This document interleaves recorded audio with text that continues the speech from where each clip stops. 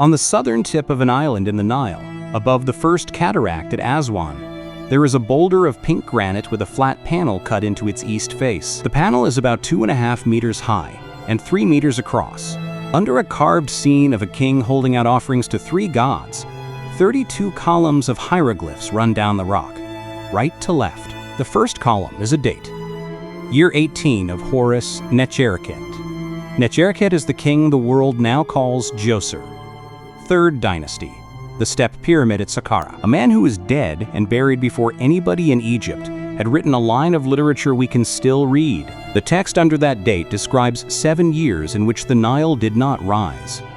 Grain scant, kernels dried up in the ground, children crying, old people sitting on the floor with their legs drawn up, temples shut and their shrines under dust. It describes the king asking a lector priest named Imhotep where the flood comes from, a dream in which the ram-headed god Khnum promises to open the water, and a royal decree signing over to that god a stretch of the river and everything in it. The date at the top of the first column is false. The inscription was cut roughly 2,300 years after the reign it awards itself. It was cut by people who wanted a specific piece of the Nile Valley and the revenue that came off it. The famine, the dream, the god, the dead king, all of it is scaffolding around one property claim.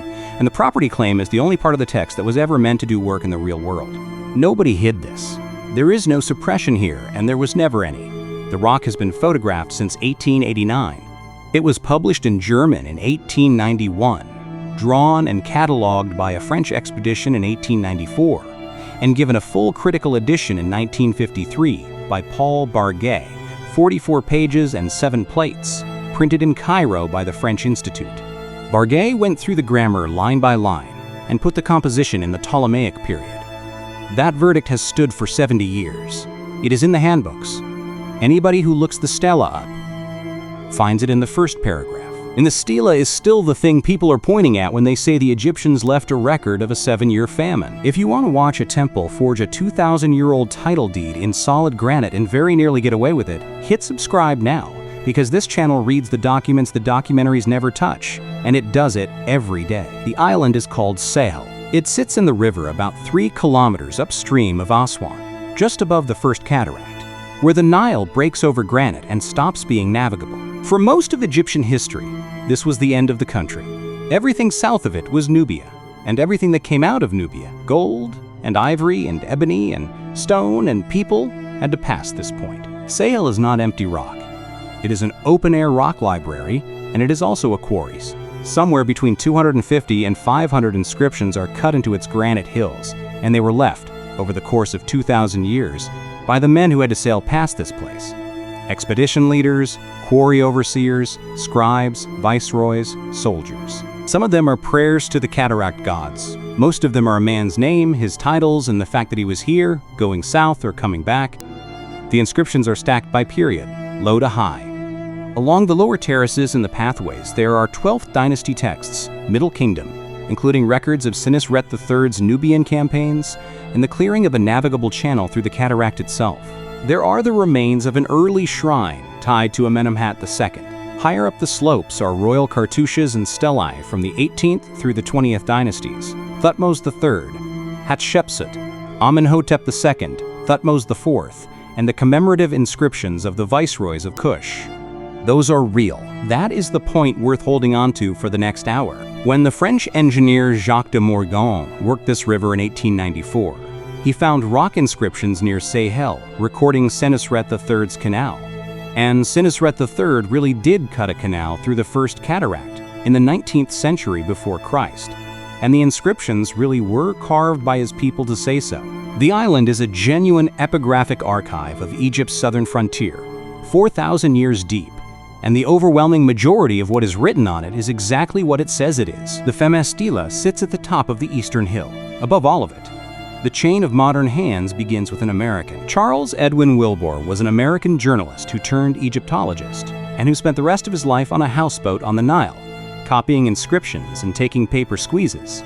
A squeeze is wet paper beaten into a carved surface with a brush until it takes the shape of every sign, then peeled off and dried. It is a cast of a text, and it can be carried home in a trunk. Wilbur worked alongside Heinrich Brugsch and Gaston Maspero, corresponded with Archibald Sayce and Flinders Petrie, and made a career out of the one thing that mattered before photography got good: getting an accurate copy off a wall. His letters, notebooks, photographs, and squeezes are in the Brooklyn Museum, whose Egyptology library carries his name. In 1889, Wilbur identified the inscription on the summit of Sehel, photographed it, and took squeezes off it. 2 years later, Heinrich Brugsch published it. The book came out in Leipzig in 1891 with 32 autographed plates reproducing the hieroglyphic text line by line, transliterations, a German translation, commentary, and 5 woodcuts. Brugsch also published a second volume in Berlin, setting the text beside the account of Joseph in the 41st chapter of Genesis. Look at the title he gave the first one: The Biblical 7 Years of Famine, according to the wording of an ancient Egyptian rock inscription. That is 1891. The very first time this text is put in front of the reading public, it arrives already welded to the Bible by the man who deciphered it in the title on the cover. Every popular retelling of the Famine Stela for the next century is downstream of that decision. The scholarship moved. The title did not. The epigraphic record proper came 3 years later. Jacques de Morgan and his team, Urbain Bourriand, Georges Legrain, Gustave Jacquier, and Alessandro Barsanti, published hand copies of the relief and of all 32 columns in the first volume of their Catalogue of the Monuments and Inscriptions of Ancient Egypt in 1894. The Stela is inscription number 81 on pages 78 to 83. It is catalogued again by Porter and Moss under Sehel Island, South Hill. De Morgan's line drawings became the baseline every later scholar worked from. Kurt Sethe published a standardized hieroglyphic text. Miriam Lichtenstein's English translation appeared in 1980 in the 3rd volume of her anthology of Egyptian literature, the volume covering the late period. Robert Rittner published another English version in 2003. There is an earlier English rendering by Wallace Budge from 1912, which is chiefly useful now for showing how far the wording has drifted across 100 years of retranslation. And there is Barguet. 1953, the French Institute in Cairo, volume 24 of their study series. Hand-drawn facsimile autographs of every one of the 32 columns. French translations, reconstructions of the damaged passages. 7 photographic plates covering the setting of the boulder, the relief at the top, and high-contrast detail of the crack across the middle. Barguet went on to run the Egyptian Antiquities at the Louvre from 1959 and to direct the Egyptology Institute at Lyon. His Famine Stela monograph was early work. It is also the piece of work that closed the question. One correction before we go on, because it is repeated constantly, and it is wrong. It is often said that Barguet produced the first translation of the Famine Stela. He did not. Brugsch had published a full decipherment and a German translation 62 years earlier, off Wilbur's squeezes. What Barguet produced is the critical edition, the line-by-line grammatical, lexical, and paleographic argument that pinned the date. Those are different achievements, and the honest sentence is that Brugsch read it first and Barguet proved when it was written. There are 7 parts to this account, and we will take them in order. The rock, because the shape and the placing of it are evidence. The text, in the sequence the carvers laid it down. The schedule of rates buried at the end of it, which is the reason the rest exists. The language, which is where the case is actually made. Imhotep, who is in this document for a purpose. The temple, a few hundred meters away that the whole thing was aimed at. And the other forged decrees, because this one had company. We begin with the rock. The Famine Stela is not a stela in the ordinary sense. A stela is a slab.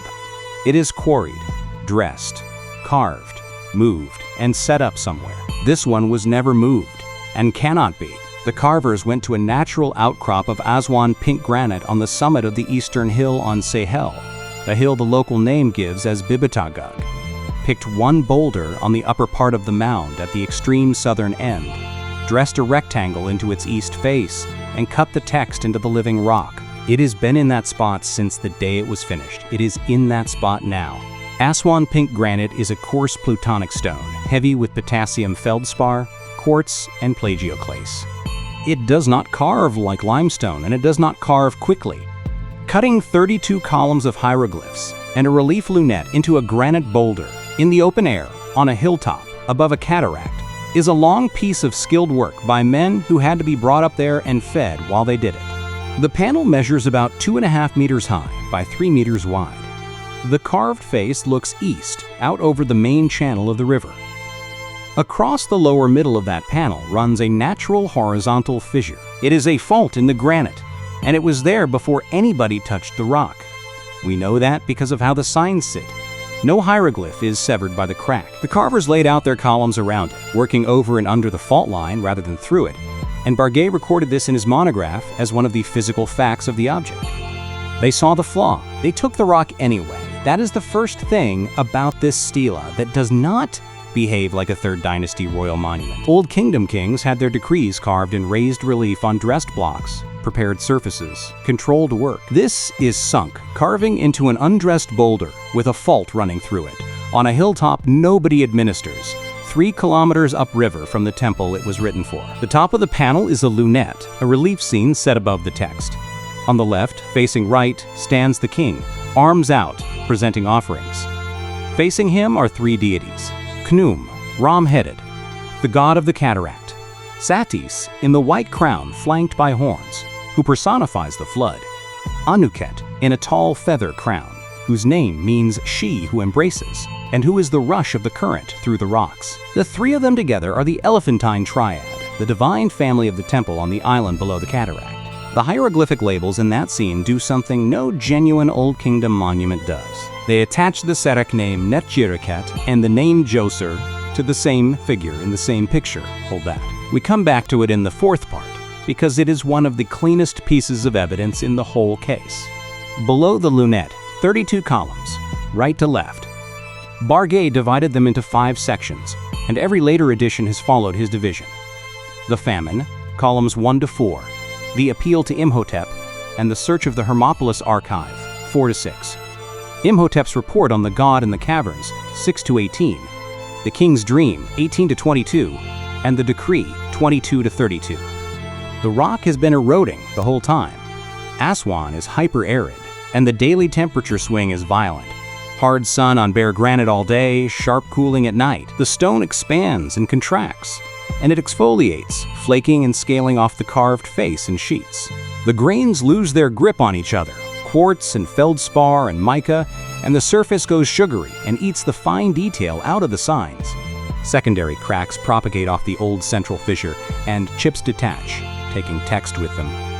Wind-blown sand scours the relief flat. The rare Aswan downpour runs over the whole thing. There are horizontal gaps across the middle of the inscription where the columns are simply gone. In 2015, the Egyptian Antiquities Ministry cleaned the granite face, consolidated the flaking stone, and stabilized the zones along the crack. Monitoring reports since have proposed putting a canopy over it to take the sun and the rain off. As of now, the rock stands in the open, as it has stood since the 2nd century before Christ, and it is still weathering. They chose a stone nobody could carry away.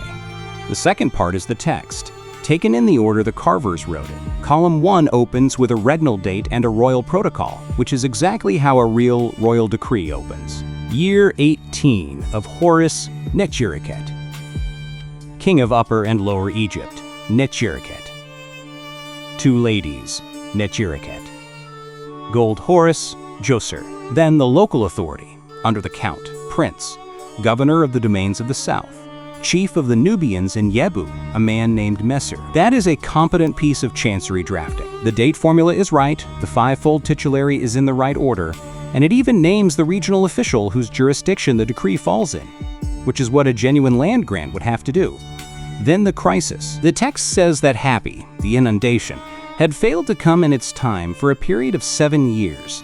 Grain was scant, kernels were dried up, every kind of food was scarce. Every man robbed his neighbor. Children cried, young people collapsed, and the hearts of the old were grieving, their legs drawn up, hugging the ground. The courtiers were in need. The temples were shut and the shrines were covered with dust, because with no harvest there was no tithe and nothing to run them on. That last detail is worth hearing twice. In the middle of a description of national starvation, the text stops to mention that the temples had no income. This document knows what it is about very early. The famine itself is written with real force, and it is a good enough piece of writing that it is easy to forget it is a scene, composed by a man at a desk about a catastrophe 2,500 years before his own lifetime. Whether anything of the kind ever happened in the reign it names, we do not know. The king summons Imhotep, and the stela gives him a title stack: Chief Lector Priest, the staff of the Ibis, son of Ptah. The king asks him 3 questions. Where is Happy born? Which is the town of the Sinuous One? And which god dwells in that place? because the king wants a name for whoever has to be dealt with. Imhotep goes north to Hermopolis, to the Temple of Thoth, and into the building called the Mansion of the Net, which is the House of Life, the archive where the sacred rolls are kept. He unrolls the books called the Souls of Re. He reads. He comes back with an answer. The flood, he reports, rises at Yebu. Yebu is Elephantine, the island at the First Cataract, at the southern border.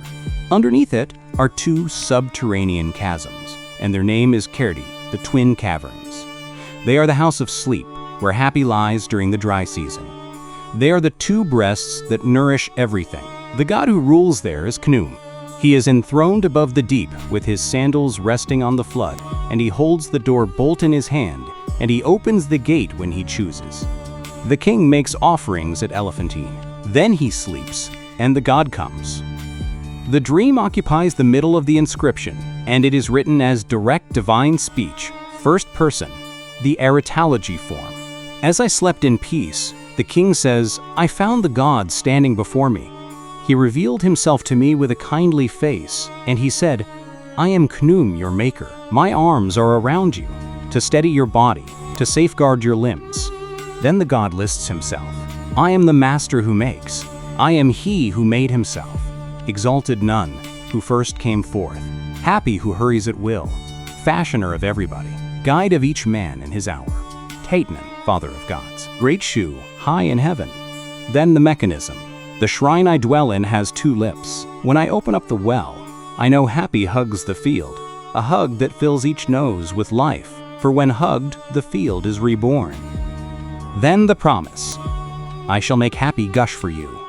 No year of lack and want anywhere. Plants will grow weighed down by their fruit. Gone will be the hunger years, ended the dearth in their bins. Egypt's people will come striding. Shores will shine in the excellent flood. Hearts will be happier than ever before. The god unbolts the caverns, and the water rises to 28 cubits at Elephantine. As literature, it is good, and that matters to the argument. The rhythm is controlled, the couplets are balanced. The divine self-introduction does what a divine self-introduction is supposed to do. Whoever wrote this was a trained composer of temple text working at the top of his ability.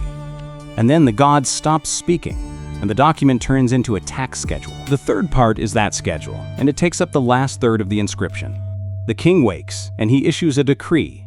Its recipient is the Temple of Khnum at Elephantine. Its subject is a defined territory, and the definition is precise in the way a surveyor is precise, not in the way a story is. North to south, from Yebu, which is Elephantine, upstream to a place the Egyptian text calls Kemsat, and the Greeks called Tecumseh. East to west, from Manu, the western mountain range, to Baku, the eastern one. The measured extent is 12 eider along the west bank and 12 eider along the east bank, 24 in total. The grant covers the riverbed, the fields, the pastures, the banks, the islands, the newly exposed shores, the desert on both sides, and the stone quarries. Then the rates. 1/10 of everything. 1/10 of the field harvests. 1/10 of the newborn calves. 1/10 of everything taken by fishermen, by bird trappers, by hunters of water game, by the men who catch desert lions. 1/10 of the Nubian imports and the transit trade, itemized. Gold, silver, copper, lead, ivory, ebony, carob wood, firewood, ochre, carnelian, raw minerals, named plants. 1/10 of the precious stone, and the ore taken out of the eastern mountains. Then, the administration of it. A temple overseer is to be appointed to weigh and measure every consignment of metal and stone coming in. Gold, silver, copper, ochre, carnelian, and lapis are to be handled by the temple for statues and ritual work. And 2 protections are written in, which are the giveaway. The first, no royal official and no tax collector of the central government may levy anything inside the 12-eider domain. The second, state officers are to release their hands from the temple's personnel. The priests, the artisans, and the stoneworkers are exempt from forced labor, and no officer is to speak against them.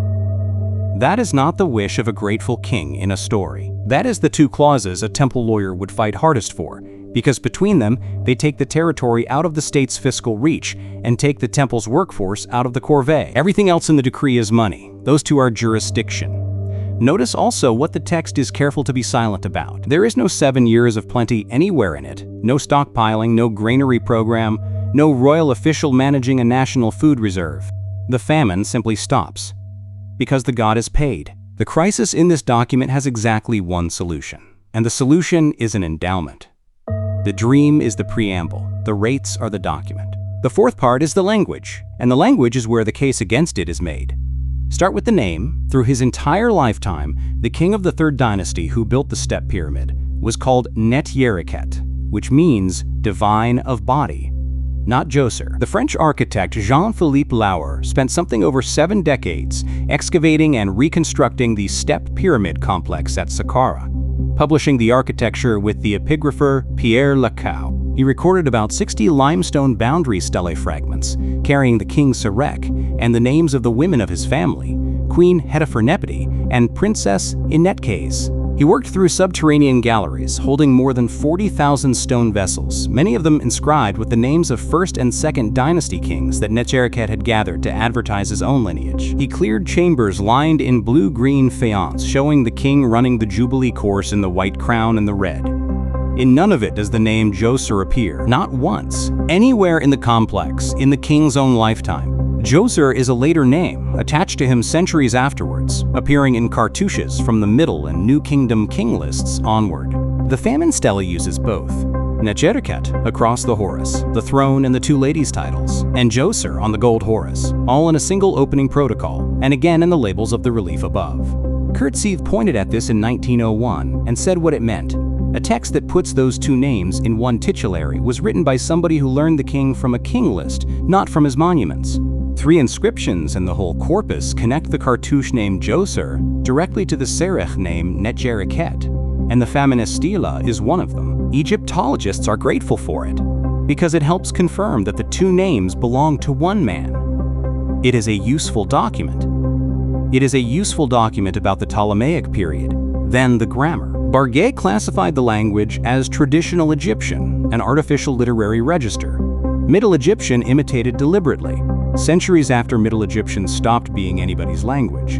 Underneath the imitation, the syntax is late Egyptian and Demotic. The verb system is the tell. Classical Egyptian has a set of forms a native writer deploys without thinking, and this text hypercorrects them, applying them where they do not belong. Which is what happens when a competent writer is imitating a grammar he did not grow up inside. The feminine ending and the plural marker are dropped or written inconsistently. Prepositions and particles carry the defective spellings that are standard Ptolemaic scribal habit. Then the signs themselves. Classical Egyptian gets by on something like 700 hieroglyphs. Ptolemaic temple epigraphy blew that out to over 5,000, a scriptorium culture of visual puns, acrophonic values, and cryptographic spellings, worked out on the walls at Edfu and Komombo and Philae by priests who were showing off. That habit is on this rock. In column 15, in the list of stone, the carvers replaced the ordinary sickle sign with a plucked, wingless bird, as a phonetic pun. A third dynasty stonecutter would not have understood the joke, because the joke had not been invented. Then the cutting. The signs on Sehel have rounded, swollen contours and broad incised cuts. The baselines of the human figures, the bread loaves, and the water signs spread out horizontally in the late manner. Set that against the crisp, narrow relief work on genuine Old Kingdom granite, and it is a different trade. It matches, closely, the stone cutting on the Ptolemaic temples at Elephantine, Kom-Ombo, and Philae in the 3rd and 2nd centuries before Christ. Then the theology. The Stela addresses Khnum as the master of creation, the creator who created himself, the lord of the cataract. Those are cosmogonic epithets of the late period and the Ptolemaic era, the vocabulary of the temple treatises at Elephantine and Esna. In the 3rd dynasty, the royal religion was the sun cult of Ra at Heliopolis. Satet was the leading deity of Elephantine, and Khnum held a separate local cult on the island. Khnum did not become the principal god of Elephantine and overseer of the First Cataract until the New Kingdom. The divine family in the lunette, Khnum with Satis and Anuket arranged as a triad, is itself a Middle and New Kingdom development. So the relief at the top shows a 3rd dynasty king worshipping a divine grouping that would not exist for another 1,000 years, using titles the god would not acquire for 2,000. Then the map. The territory the decree grants is described as a 12 skoinos strip, and the skoinos is a Greek measure. The The southern boundary, Tecumseh, is a Hellenistic place name. The Stela calls Elephantine the first nome towards Wawat, using the formal provincial system that was not organized in that shape in the Old Kingdom. And the location of the flood's origin, two caverns directly under Elephantine, is a late and Greco-Roman theological motif, not an early dynastic one. Then the shape of the whole thing: crisis, divine revelation, royal benefaction, tax endowment, and a reciprocity clause in which the king gives and the god returns high floods and health. That is the structure of the Ptolemaic synodal decrees. The Canopus decree of 238 before Christ has it. The Raphia decree of 217 has it. The Memphis decree of 196, one copy of which is the Rosetta Stone, has it. The Famine Stela borrows the legal architecture of documents being carved in Egypt at that moment and dresses it in the vocabulary of a period 2,500 years earlier. Miriam Lichtheim called the text pseudepigrapha, a fictional literary and administrative composition, not a copy of anything Old Kingdom. Dietrich Wildung read it as the deliberate imitation of the old royal decree formula, put there to make a contemporary property claim look like an ancestral covenant. Wildung and Gunter Wittmann, Barget, Sette, Ehrman, Lichtheim. The naming is consistent, and the conclusion has not moved in a century. Wildung also put a wider frame around it, and the frame is worth carrying. Native Egyptian priests living under Macedonian rule used archaism on purpose, going back to Old Kingdom language, and Old Kingdom figures asserted an authority the Greeks could neither claim nor audit. Reaching for Djoser was not nostalgia, it was leverage. What has not been settled is the year. Barget proposed a date, 187 before Christ, in the reign of Ptolemy V, immediately after the suppression of a native revolt in Upper Egypt. Lichtheim disagreed, and her disagreement is the honest position. Neither the grammar nor anything internal to the text will support a single year. What the evidence carries is a window, the 3rd to the 2nd century before Christ, and a most likely reign, Ptolemy V, roughly 205 to 180. Beyond that, we do not know. Their Egyptian was excellent, and it was 2,000 years too young. The 5th part is the man the Stela puts in the middle of the story, because he is in it for a reason. Imhotep was real. That is established, and it is established from his own century. A limestone pedestal from a life-size statue of the king, found in the Step Pyramid complex at Saqqara, and now catalogued in Cairo as JE 49889.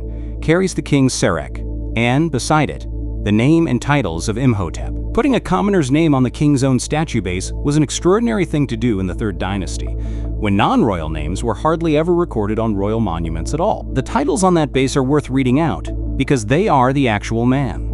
Royal Seal Bearer, or Chancellor of the King of Lower Egypt, first under the king. Administrator of the Great Palace. Great of Seers, which is the title of the High Priest of Ra at Heliopolis. Overseer of Sculptors and Chief of Works. There is a second contemporary trace. On the northern enclosure wall of the unfinished step pyramid of Sekhemket, the king who followed, somebody wrote Imhotep's name and titles in ink. He outlived his master and served the next reign. 2 inscriptions. That is the whole contemporary file on Imhotep. Read those titles again, and notice what is absent. No priest of Khnum, no physician, no god, no son of Ptah. He is a chancellor, a palace administrator, a high priest of the sun at Heliopolis, and the man in charge of the sculptors, which in that reign meant running the works on the step pyramid, which Egyptologists take to be the earliest colossal building in Egypt made of stone. He was an executive. James Allen has put the medical question flatly.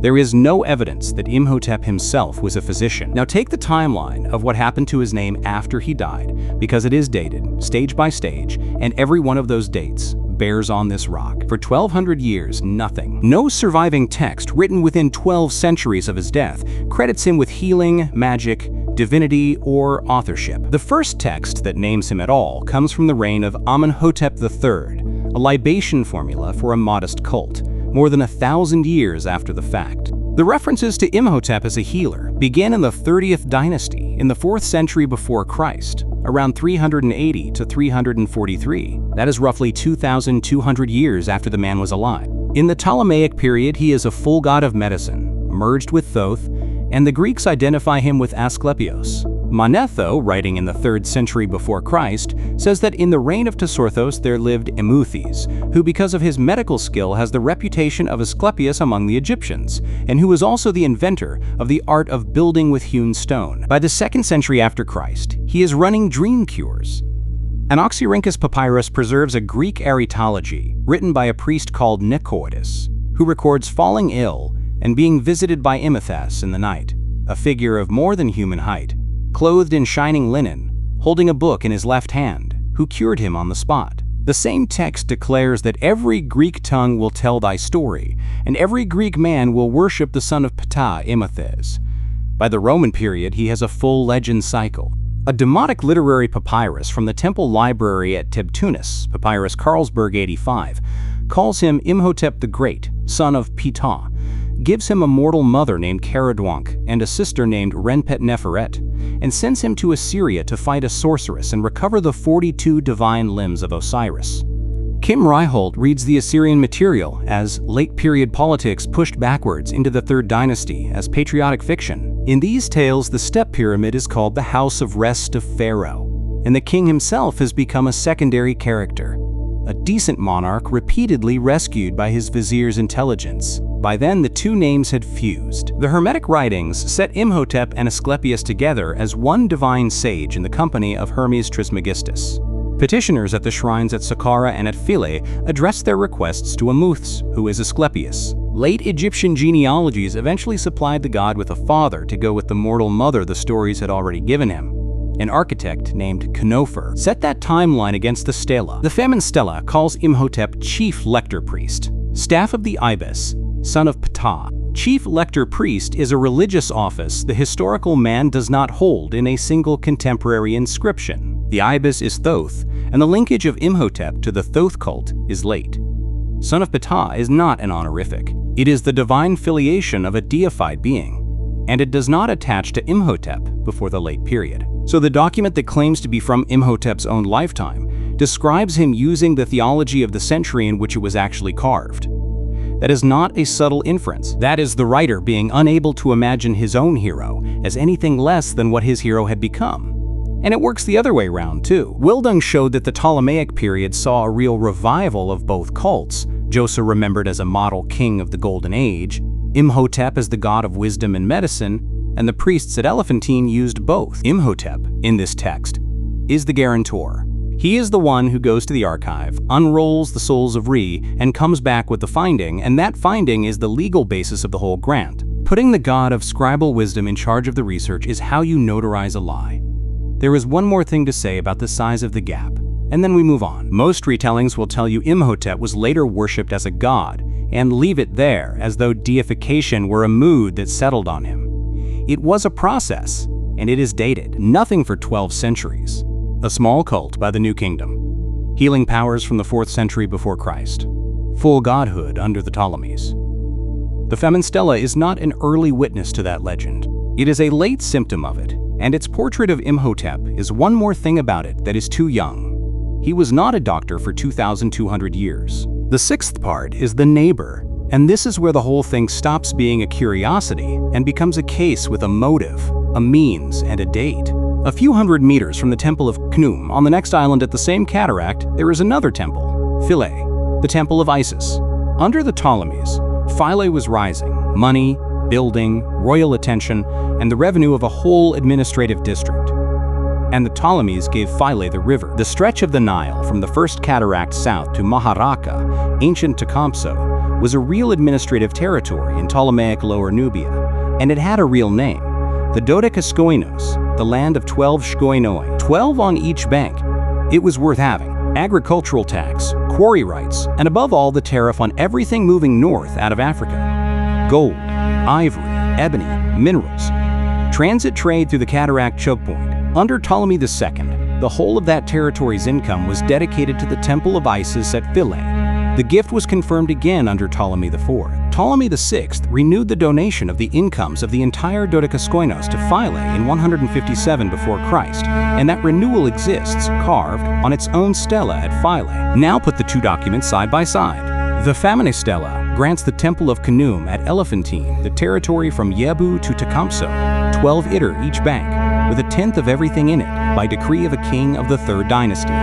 The Ptolemaic crown grants the Temple of Isis at Philae, the territory from the First Cataract to Tecumseh, 12 shkoinoi each bank, with all its incomes, by decree of Ptolemy II, and again Ptolemy IV, and again Ptolemy VI. Same river, same boundaries, same revenue.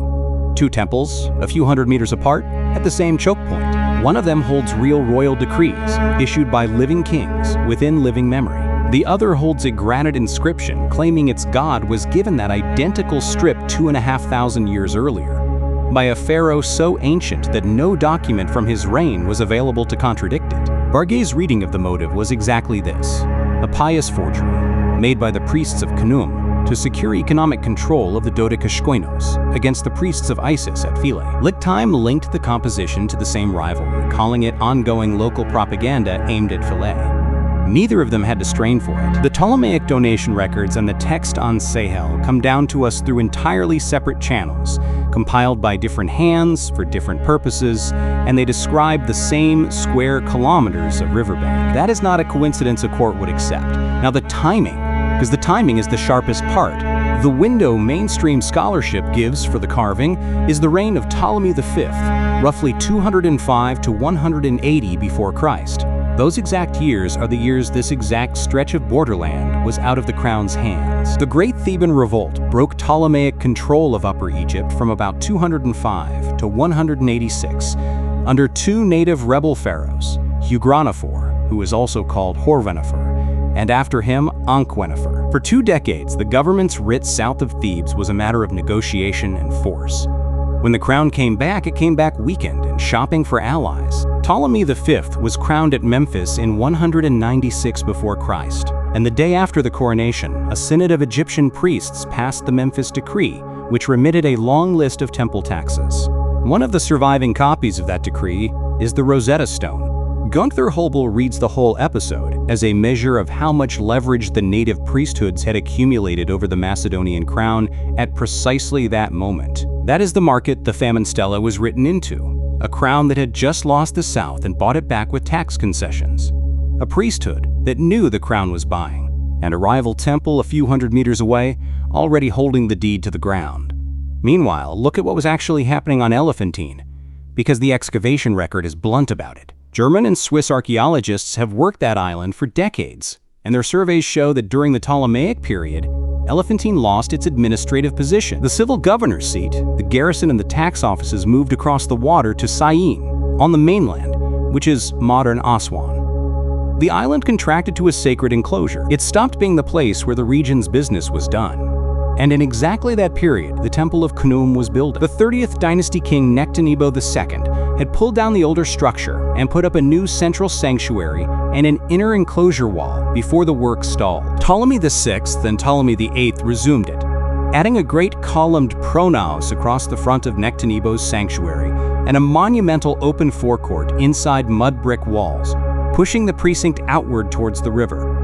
Engineers cut terrace walls and access ramps up from the lower town. There is a stone quay and a nilometer on the riverbank. South of the temple, excavators found a mud brick complex with a whitewashed chamber and an enclosed court, identified by thick layers of animal dung as the stables of the sacred ram of Khnum. They built it out of the temple's own past. The foundations of the Ptolemaic pronaos and the forecourt walls are packed with reused blocks from the New Kingdom buildings that used to stand on the island. Thutmose III, Amenhotep II, Amenhotep III, Amasis.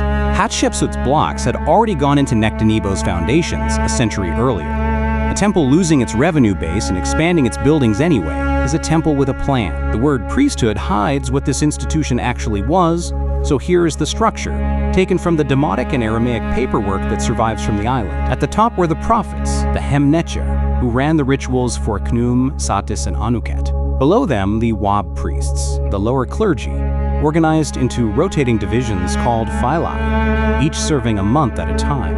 After 238 before Christ, there were 5 of those divisions instead of 4. A share in that service was property. Demotic contracts show priestly prebends being sold, leased, and inherited like any other asset a family owned. Running the money was an officer called the Lasones. He was the chief executive of the temple, responsible for the finances, the estates, the trade, and the correspondence with the state. The priests elected him. The state confirmed him. A Demotic letter from around 492 before Christ records the Persian satrap Pharandates insisting on that confirmation, and on the candidate being an unblemished Wab priest free of servitude. The crown held a veto over who kept the temple's books, and it used it. The temple, for its part, ran a court of its own for local civil disputes. The estate paperwork survives as well in Berlin. Demotic and Greek administrative papyri from the Temple of Khnum record wheat and emmer coming off temple land into central granaries, and going out again as monthly stipends to the priests, and as rations to the garrisons at Syene and Elephantine. They record fields leased both to Egyptian farmers and to Greek military settlers. They record rent and harvest tax paid in grain, and administrative fees, cash taxes, and the entry price of a priestly office paid in silver. And they record one thing specific to the First Cataract. In Lower Egypt, the revenue was collected by Greek tax farmers. Here, the high priests and the temple accountants did the collecting themselves. That is the body that produced the Famine Stela, not a circle of mystics. A landholding corporation with an elected chief executive, a granary, a payroll, a lease book, a courtroom, and its own revenue service, which had just watched the government move its offices to the mainland and sign the district's income over to the temple on the next island. And there is one more piece from 2 centuries before, which tells you what kind of institution this was. Elephantine had a garrison of Judean soldiers with their own temple to Yahweh standing on the island next to Khnum's. They sacrificed sheep. Khnum's sacred animal is the ram. In 410 before Christ, the Persian commander Viduranga was bribed by the priests of Khnum, and the house of Yahweh was burned to the ground. The Aramaic letters in which the Judean community petitioned for permission to rebuild survive, and so does the outcome. The Persians allowed the temple to be rebuilt, but banned animal burnt offerings there to accommodate the priests of Khnum. That is a documented case of this priesthood using money to destroy a rival cult on its own island, and then winning the rules change afterwards. 200 years is a long time, and none of the same men were alive. It still tells you that the institution had a history of playing the political board, and that the board it played on was this island. Now go back to the theology in the dream and read it as what it is. The Stela does not merely say Khnum controls the flood. It says Khnum holds the bolt personally and opens it when he chooses, and it demonstrates, at length, what happens to Egypt for 7 years when he is not looked after. The text carries a threat, and the threat is addressed upwards. Divert this revenue, and you are gambling with the inundation.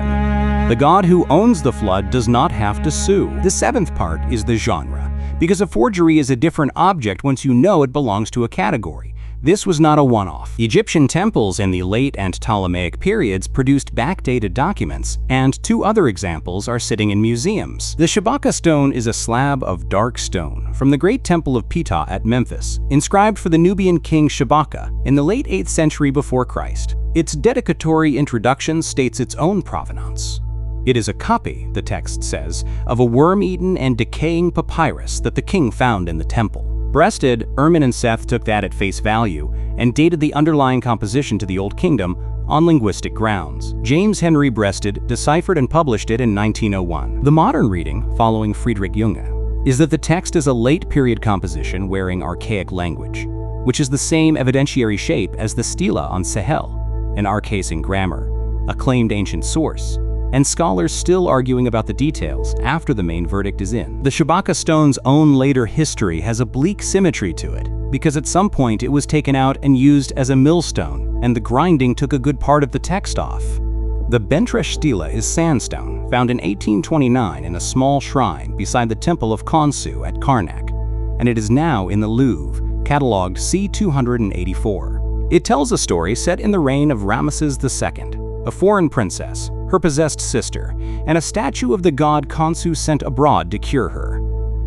It is pseudepigraphic. Adolf Erman and Kim Reichelt date the actual composition to the early Ptolemaic period, and others have argued for the Persian era. Its purpose was to raise the standing of one particular form of Khonsu, worshipped at Karnak, against the rival priesthood of another form of the same god a short walk away. Read that sentence again. A temple faked a royal text to win a dispute with a rival aspect of its own god down the street.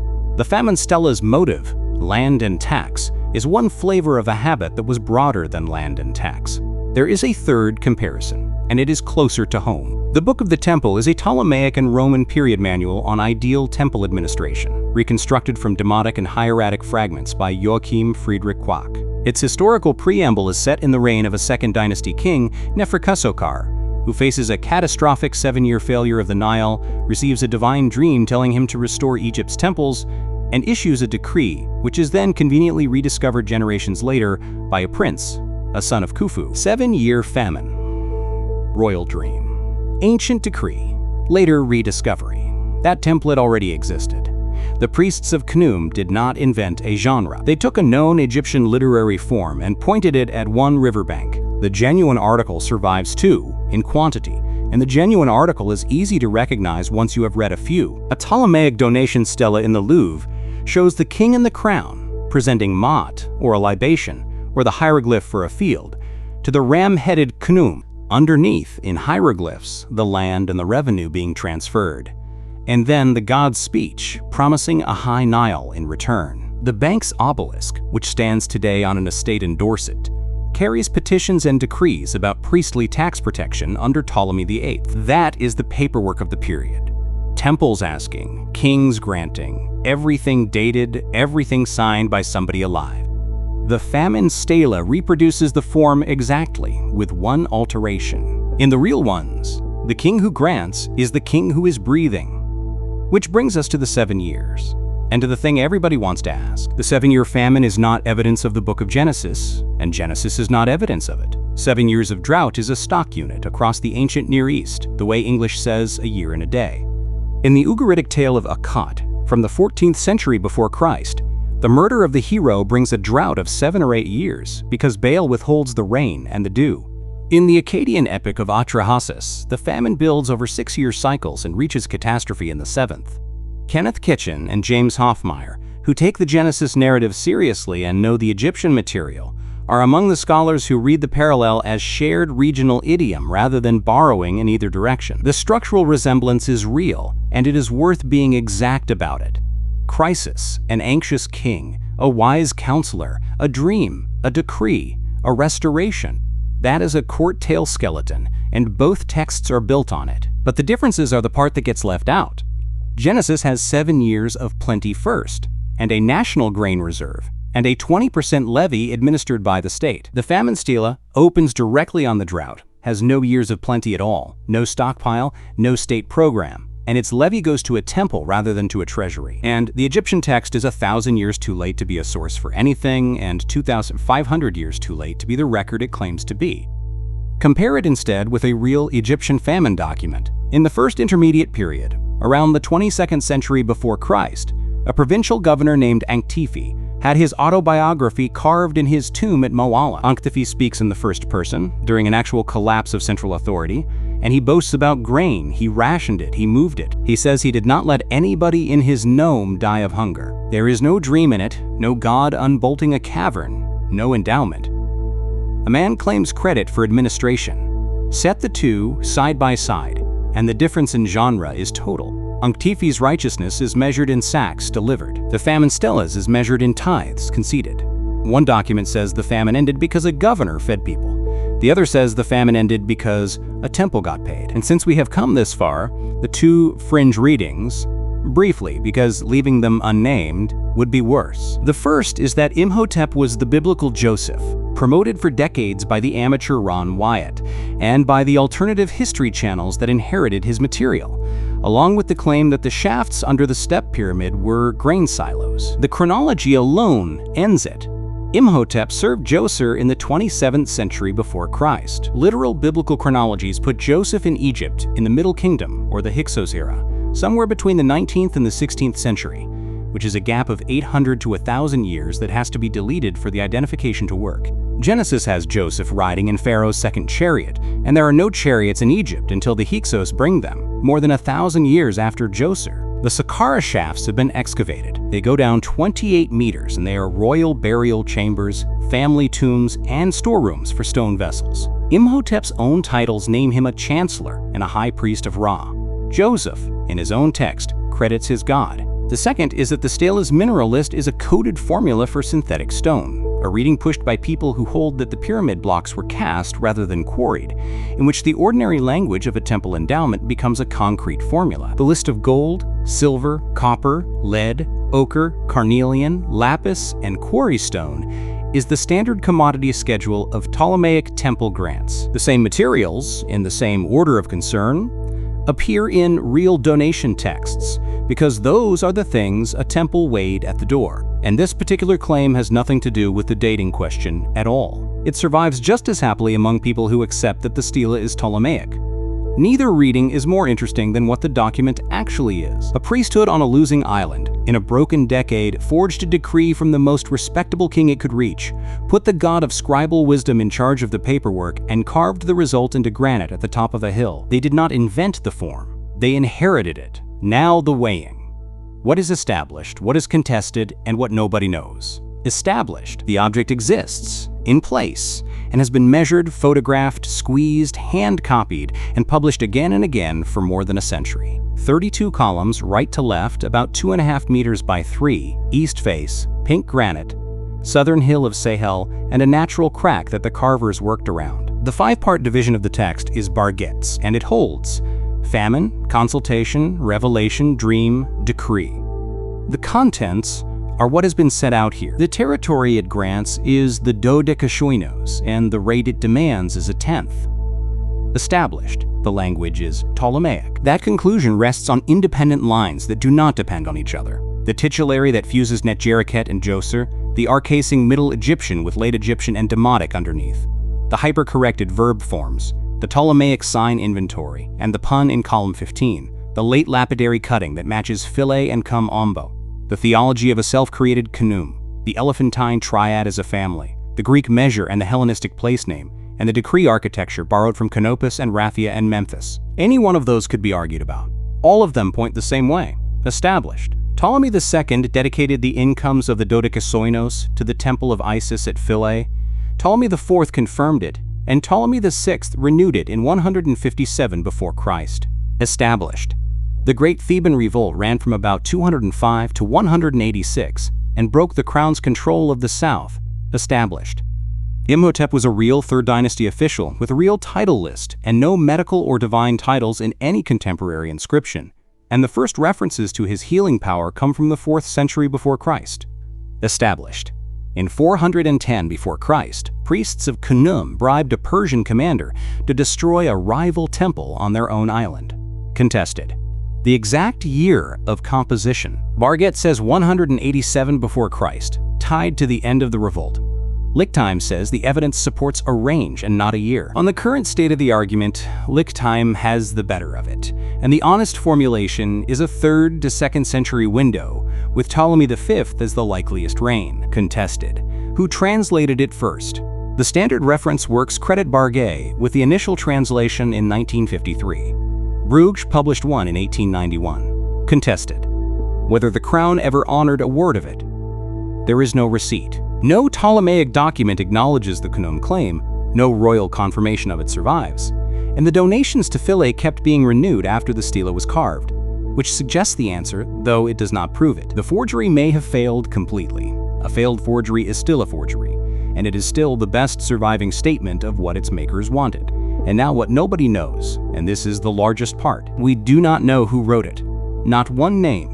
Not the priest who commissioned it, not the scholar who drafted the archaic Egyptian, not the draftsman who laid out the columns around the crack, not the men who spent weeks on a hilltop cutting granite in the sun. The Stela names Djoser, Imhotep, Khnum, Satis, Anuket, and a governor called Messer, and every one of those names is either fictional in this context or 2,500 years dead. Nobody involved in making it signed it. That is the one convention of a royal decree they were careful to keep. Whether any real famine stands behind the 7 years is beyond recovery. Multi-year low floods happened. Egyptian administrators wrote about hunger, but this text is a Ptolemaic composition using a stock narrative unit, and there is no independent record of a 7-year failure in the 3rd Dynasty, and no reason to expect one, because there is barely any 3rd Dynasty administrative record of anything. Nobody has established how it was meant to be used. A hilltop on an island upstream of the temple is a strange place to file a title deed. Nobody was going to read 32 columns of granite hieroglyphs in the course of an administrative dispute. The most defensible reading is that the placement was itself the argument. The Ptolemaic priests put their document at the summit of a hill covered in genuine ancient royal inscriptions, physically above the Middle Kingdom and New Kingdom texts, in the one spot on the island where a claim to antiquity could be seen as well as read. That reading is a reconstruction, and it should be heard as one. And the honest frame for all of it is not conspiracy. The gap here is the ordinary one, between what specialists established and what the public inherited. Rugge put this text in front of the world in 1891 under a title about the biblical 7 years of famine. Barguet dismantled the date in 1953 in a 44-page French monograph printed in Cairo. One of those was a popular book about the Bible, and the other was a technical monograph in a second language, and the popular book won the century. One more thing has to be said, and it cuts against the easy version of this story. The mythology in the Stela is not fake. The forgery is the signature, not the religion. Herodotus, writing in the 5th century before Christ, 300 years before this rock was carved, records being told by a temple scribe at Sais that the springs of the Nile well up out of 2 bottomless caverns between Syene and Elephantine, half the water flowing north into Egypt and half south into Ethiopia. He gives the 2 conical hills names, Crophi and Mophi. That is the same cosmology the Stela describes, attested independently centuries earlier, from an outside observer with no interest in Khnum's revenues. The twin caverns are real Egyptian religion. Khnum's control of the inundation is real Egyptian religion. His temple inscriptions at Edfu and Esna call him Lord of the Cool Waters and describe him breaking his bolt and opening the cavern and submerging the fields with his flood. The Elephantine Nilometer is real. A stone staircase running down from the temple terrace into a water crypt, with cubit marks cut into the corridor walls, later annotated in Demotic numerals and Greek letters, recalibrated by Ptolemaic scribes when the riverbed silted up. Priests on that island really did read the height of the coming flood before anybody downstream, really did send couriers north with the number, and the state really did set the year's agricultural tax against it. All of that is true, and the temple that held it was telling the truth about it for centuries. What they did with the famine stela is take a genuine ancient theology and forge a single ancient document on the back of it, because the theology was not a legal instrument and the document was meant to be. The rest of the picture is unchanged. The Nile flood was measured at Elephantine. Khnum was believed to hold the caverns shut. Djoser built the step pyramid, and Imhotep ran his works, and neither of them ever heard of the Dodekashoinos. 2 of those 4 sentences are what the Stela says. All 4 are true. The Stela is what happens when somebody joins them up with a date. 32 columns of hieroglyphs on a granite boulder above the cataract, facing east. A regnal date in the first column for a king who was 2,500 years dead when the chisel went in. A god who introduces himself and promises the water and then dictates the rates. 1/10 of the harvest. 1/10 of the calves. 1/10 of the gold, the ivory, the ebony, the ochre, the quarried stone. No royal tax collector inside the boundary. No forced labor on the temple's men. A land grant covering the exact stretch of river that 3 real kings, in the century it was carved, kept granting by real decree to the temple on the next island. And Imhotep, who is a god, in a text set 1,300 years before anybody called him one. A crack in the rock that was already there, and 32 columns of very careful archaic Egyptian laid out around it. It is still up there. The panel faces east, so the sun reaches it first, and the crack is still widening, and the surface is still going to sugar under the heat. Lower down the same hill, cut into the same granite, Senusret III's men recorded a canal that Senusret III actually dug. The real inscription and the forged one have been weathering on the same rock for 2,000 years, and the weather has never been able to tell them apart. That is one document. There is one of these every day. Subscribe, and you will not miss the next one.